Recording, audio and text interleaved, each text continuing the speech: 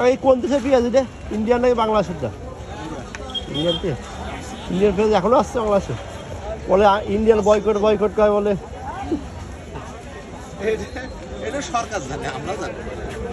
India লাগবেই, হ্যাঁ? India তো কম বেশ লাগবেই। কম বেশি লাগে, কম বেশি লাগে। এই পেঁয়াজ তো মনে হচ্ছে বাইরের দেশে মনে হচ্ছে এই রসুনটা। রসুন চায়না, চায়না মনে হয় চায়না। সম্ভবত বলা মনে হয়।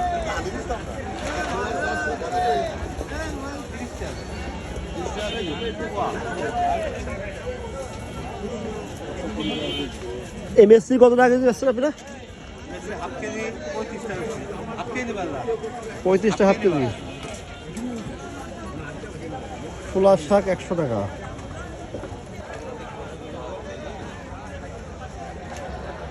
আলু কত করে?